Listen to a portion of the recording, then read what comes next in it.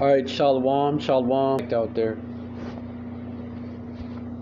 Alright, the ugly truth about Mother's Day and why many people don't celebrate, why you may not want to either. This article is going to get into, learn not the ways of the heathen, right? But I'm going to get into it nationwide. Believe it or not, but many people don't celebrate Mother's Day. But why? What's so wrong with this and why it even exists?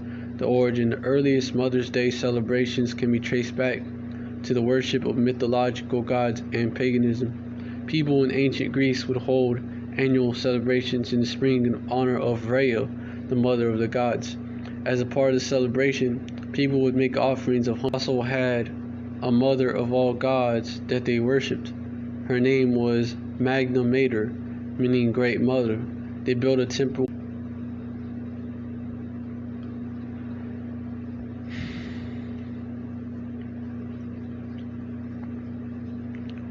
The adoption by let me hold up. Let me get this. I'm gonna get this because I'm gonna get this. During the 1600s, Christian groups, and I got some scriptures to bring out. During the 1600s, Christian groups in England, that was the adoption of this pagan, festivity, this pagan folly day by so-called Christians. What you're not supposed to, for children to present their mothers before merging, generate billion. According to the National Retail Federation (NRF), the average person will spend, of course, Esau, he'll push these of y'all, folly days. And this is what the Bible will say right here, man. That's what the Bible says about it.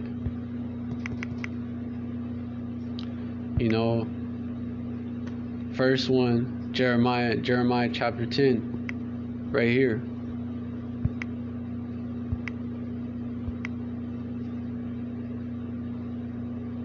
Jeremiah chapter 10, verse 2. Thus saith Yahweh, learn not the way of the heathen, and be not dismayed at the signs of heaven, for the heathen are dismayed at them. And this chapter goes on to describe what they do on Christmas, the Christmas tree, right? But it applies to these other folly days as well. This verse specifically, you're not supposed to learn their ways, man. Because, and you're not supposed to learn. Hey, it's like, because they're dedicated to idols, man, to demons, bro. That's why. And the Most High Yahweh has one way of serving them that He told us about in the scriptures, and these demons, they also have their ways. And it's like this, okay? It's like, man, what the hell? It's like,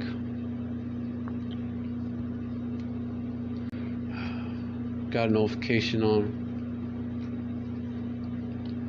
while I was going live.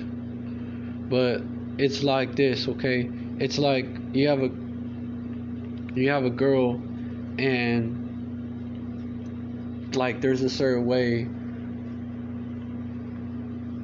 you want her to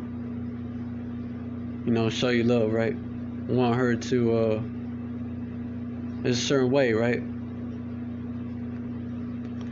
And she do it the other way. Like there's a way that trying to explain it, trying to explain it how it relates to something else. That's why. But you know what? Let me just, I can't. Let me just bring the scriptures out on it. Deuteronomy 12 verse 30. Take heed to thyself that thou be not snared by following them. After that they be destroyed from before thee, and thou inquire not after their gods, saying, how did these nations serve their gods? Even so will I do likewise. Verse 31, thou shalt not do so unto Yahweh thy power. For every abomination to Yahweh which he hated have they done unto their gods, unto these powers, that are on the left hand side, man. These demons, man. For even their sons and their daughters have they burnt in the fire to their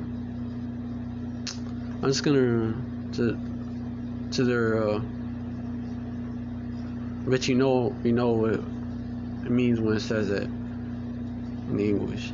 But yeah, have they burned the fire to their gods. Verse 32, what things soever I command you, observe to do it. Thou shalt not add thereto nor diminish from it. It's like, yeah, because the Most High Yahweh wants you to serve him in a specific way. In a specific way you gotta move too. And customs that the heathens will do, man.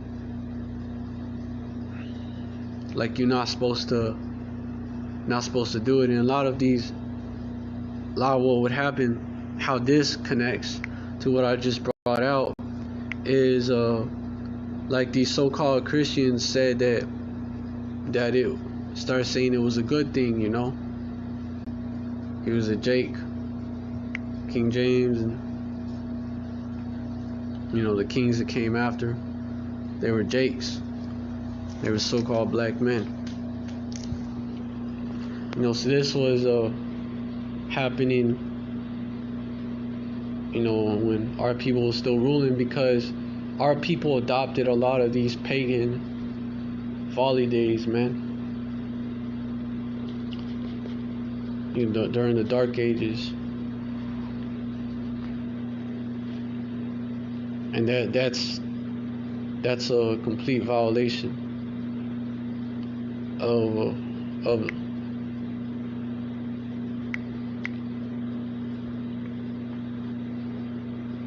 the scriptures I just read, man. Those commandments. But yet our people were our people, basically they tried to make it seem biblical, like it was some good, like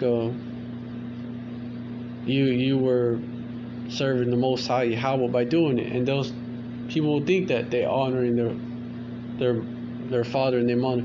They honoring their father by celebrating Father's Day on that one day, and honoring their mom by celebrating Mother's Day on that on this day, man. The day that is celebrated. Like that's how you're supposed to do it, basically. When man, these go back to pagan folly days, and you're actually honoring a demon. That's what you're honoring. And that's actually in the scriptures, what I just brought out. I mean, it's like, my bad, I misspoke. It's the Queen of Heaven. But anyways, hold on. Let me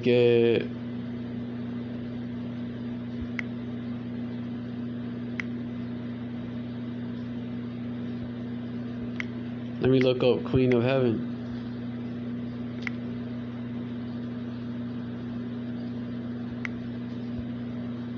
Hold on, let me show you some.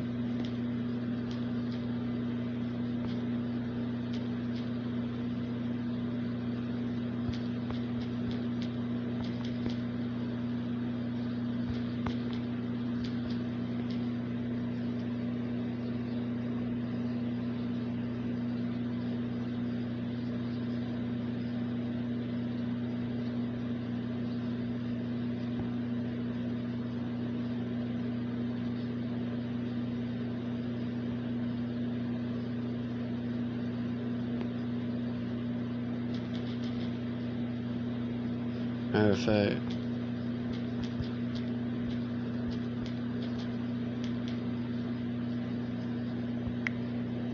she was known.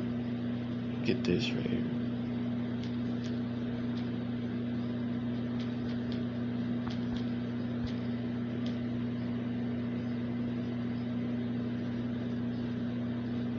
His other brothers have brought this out. Yup, got an article on it. Who's Semiramis, the wife of Nimrod?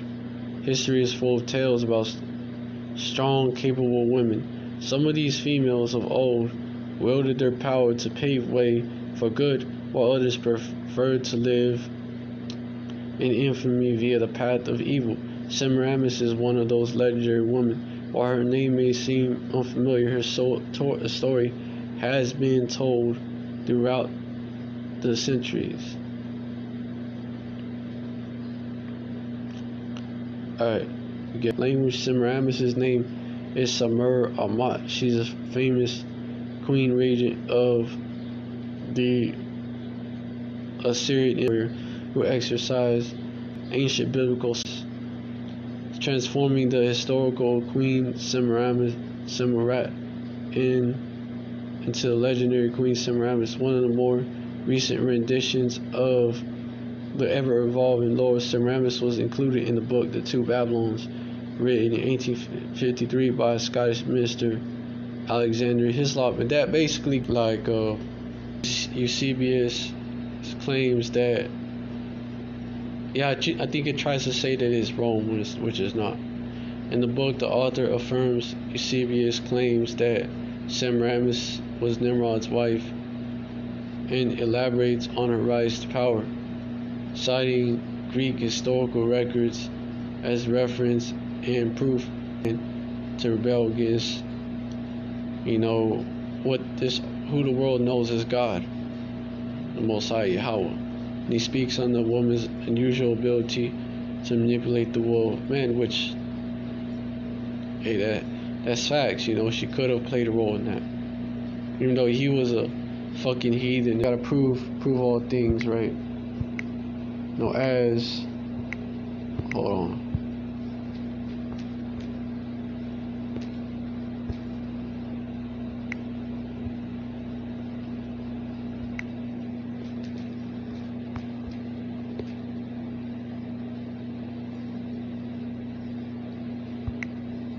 Yeah, Genesis 10:8, and Cush begat Nimrod. He began to be a mighty one in the earth.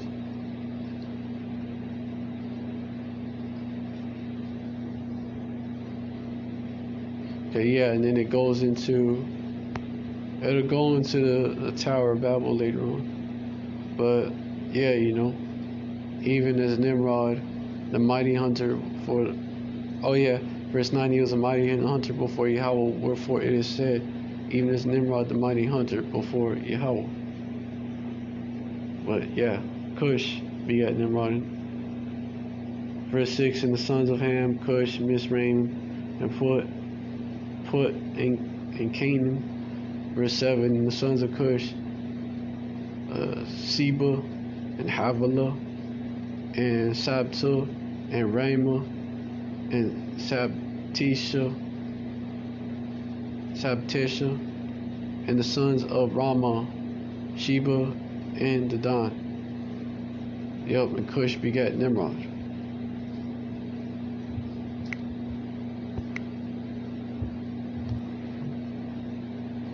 Mostly after Nimrod died, Hislop reports that Semiramis earned the title Queen of Heaven when she claimed that Nimrod was a god, and that her newborn son was Nimrod, reincarnated. Quote unquote, so began the worship of Semiramis and the child god, and the whole paraphernalia of the Babylonian religious system. Hislop reports that. Oh, there's another one that talks about baking cakes to the Queen of Heaven. Give me a sec. And we'll pour out a drink. Jeremiah 14, 15, and 19. Let me get that, because it may say something about that as well. baking cakes to the Queen of Heaven. Either that or it's in Ezekiel, where he goes into all the wicked shit our people was doing in the land, which is why we're under the curses today.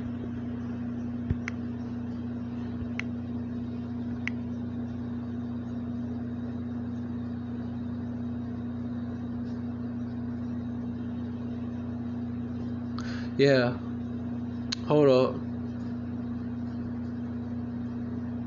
Yeah, verse 18, but since we left off to burn incense to the Queen of Heaven, and to pour out our drink offerings unto her, we have wanted all things, and have been consumed by the sword and by the famine. The curses started to hit. Verse 19, and when we poured incense to the Queen of Heaven, and poured out drink offerings unto her, did we make her cakes to worship her? There you go. And poured out drink offerings unto her without our men? Yeah, man. So we was doing that shit. Like, bro, that's where that hot cross buns come from on Easter. And that's where the mothering cakes was coming from. That's where it come from, man. And that worship of the goddess Rhea, you know, all connected, man. Because you can trace it back. You could trace it back to the Tower of Babel, and the languages was confused, man. So it was just Semiramis being called by a different name in a different language. You know,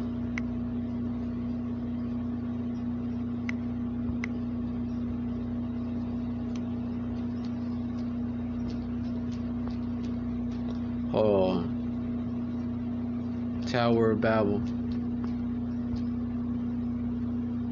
Babel, confusion of languages. You know, Babel.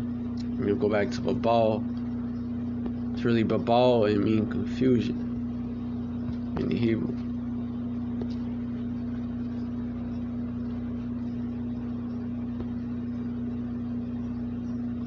Stetson.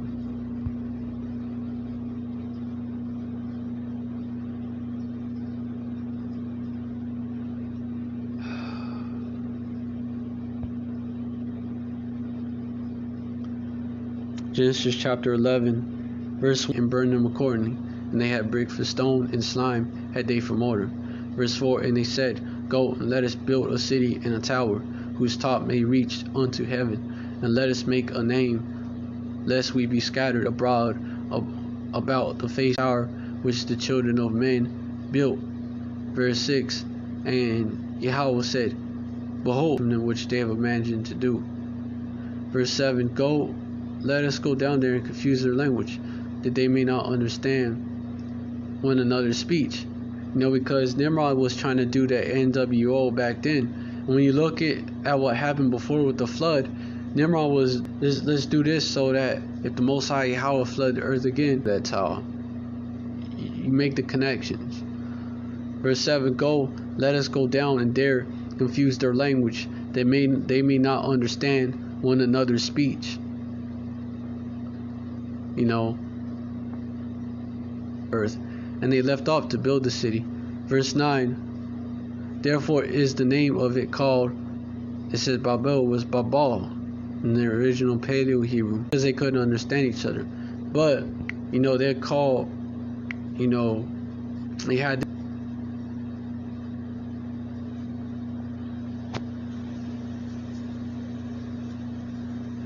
and you had these different